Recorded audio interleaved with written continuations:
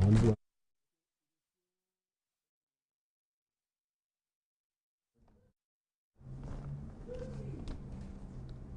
very good morning to you, and it is good news, sad news to know that Super Eagles have dropped 3 places in the latest FIFA rankings released by FIFA. And of course, you get more of the details as the show progresses. I am Ainan Lubem. Welcome. Round of 16 come to an end in the Carabao Cup, and yes, indeed, Liverpool are out of the Carabao Cup. Good morning, I am Daniel Obasi. That's right, the Super Eagles of Nigeria have dropped 3 places, and of course the ranking was released on the official website of the World Soccer governing body on Thursday. The 3-time African champions dropped from 32nd to 35th position in the world. Yes, Pesero's side, although maintained their position among the top 5 teams in Africa, they however slipped from 4th to 5th position. The Atlas Lions of Morocco moved to top position on the ranking in Africa following their impressive performance at the Qatar 2022 FIFA World Cup. The Teranga Lions of Senegal dropped to 2nd position on the continent, with Tunisia remaining in 3rd position, while the Indomitable Lions of Cameroon jumped to 4th position. First of all, I'm even surprised they are still among the top 5. They did not go to the World Cup, so what? And they lost to Portugal, so what are they still doing in the top 5? I was surprised anyway, but it still goes to show, okay, we still have some points ahead of some of the countries that actually participated at the Mondial this year. So, but seeing Morocco at the top, at the hem of affairs when it comes to a top African team, it's no surprise. They made history, and everyone would have expected them to be on top of the table. But Nigeria dropping from 32nd to the 35th in the world. Come on, we need to do better. That's right, talking about doing better. African football boss Patrice Motsepe has told a press conference in Johannesburg on Wednesday that he believes a team from the continent can reach the World Cup final. Now, the South African billionaire said Morocco opened the door by reaching the semi-finals this month. Hence, an African nation can go further at the next World Cup. There will be 9 or 10 African qualifiers for an expanded 48 teams 2026 World Cup in the United States, Canada and Mexico, up from 5 in Qatar.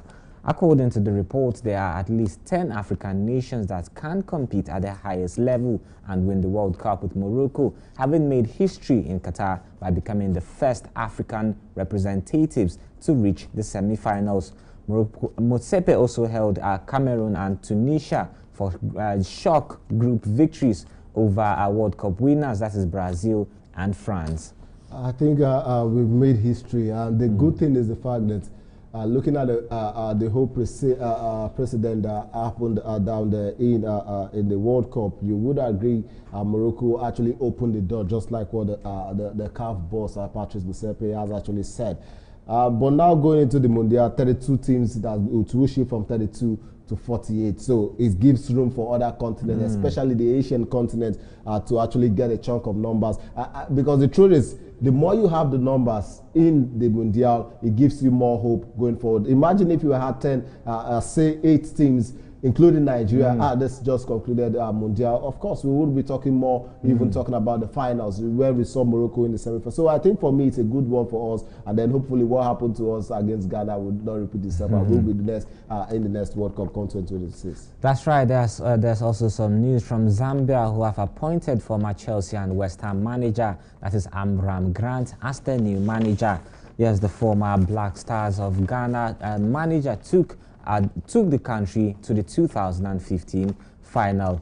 Away from the local scene now to the international scene, where Pep Guardiola has expressed his desire to win the Champions League at Manchester City, saying his stint at the Premier League giants would not be complete without Europe's elite club competition. I think for me, this is what he has been waiting for, and I think that was why he had to even extend his contract with the club and all of that. So it's not shocking. This is what he would have actually gotten it against Chelsea, but unfortunately Chelsea, through that goal from Kai Havertz, denied him that chance. So he extended this contract. Particularly for me, I believe that was why he ended he extended the contract rather, so that he can be able to, he has gotten them everything, the domestic, English domestic cups, the Premier League. It's more like the Premier League is now his bet right now with Manchester City. So the only thing eluding this club called Manchester City is the Champions League. So he wants to be that man who gets it for them, and I wouldn't be surprised if he does. But he's up against some big names. PSG have also gotten some new signings, and also a lot of things will happen. But the good news is the fact that if he can try to get to the final, I think Pep Guardiola can get his hands on the UEFA Champions League. That's right. We're talking about Lionel Messi, like you said. For a long time, we didn't see Lionel Messi winning the World Cup. Finally, he got it. Perhaps for Guardiola, maybe this season, who knows, he may just be the winner of the Champions League. Well, still talking about Lionel Messi, he will celebrate his World Cup triumph by agreeing to stay at Paris Saint-Germain. And of course, that is according to local media as he attempts to steer the French side to an elusive Champions League title. The 35-year-old who led Argentina to victory in the World Cup final against France in Qatar last weekend will pen a one-season extension to his current deal in the French capital, which expires in the summer. According to the report, Messi will sit down with PSG president Nasser Al-Khelaifi and other top club officials when he returns from his World Cup break.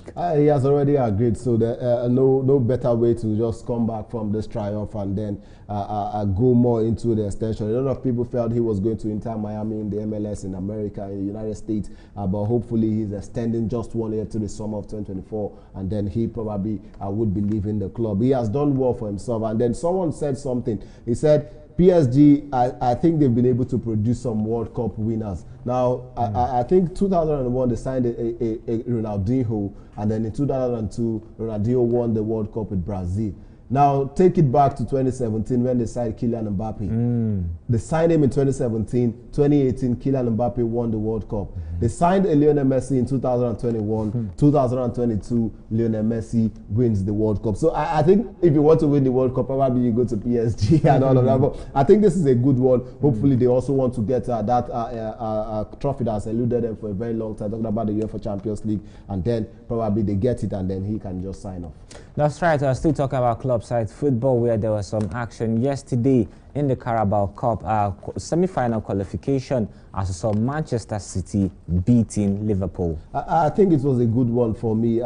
We saw some amazing goals. Erling Braut Haaland comes back. He has been hungry to get on the scoring sheet ever since we saw the warm-up break for the World Cup, where club football stopped and all of that.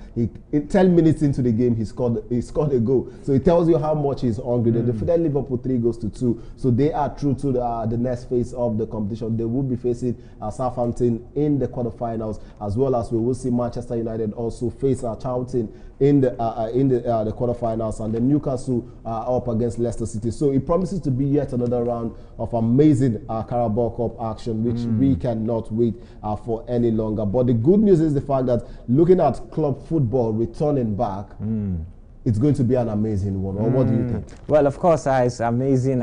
So much heartbreak and disappointment from the World Cup. So it's at least a way to continue, because after the World Cup, we just have to continue. And we saw emotions, the likes of Neymar Jr., Luis Suarez are showing a lot of emotion at the World Cup after disappointment. But they have the opportunity to come back to club-side football and do what they know how to do best. That's the much we can take on today's episode of Sport Recap on Hughes TV. Trust you had a wonderful time. I am Ainan Lubem. But before we go, let's also bring to your notice that the abridged version of the NPFL is set to kick-start on January 8, 2023, with the draws set to go down on December 28. Do not also forget to follow us on all our social media handles on Facebook and Instagram, and also subscribe to our YouTube page, all at Hughes TV. Until we come your way next week, I am Daniel Obasi.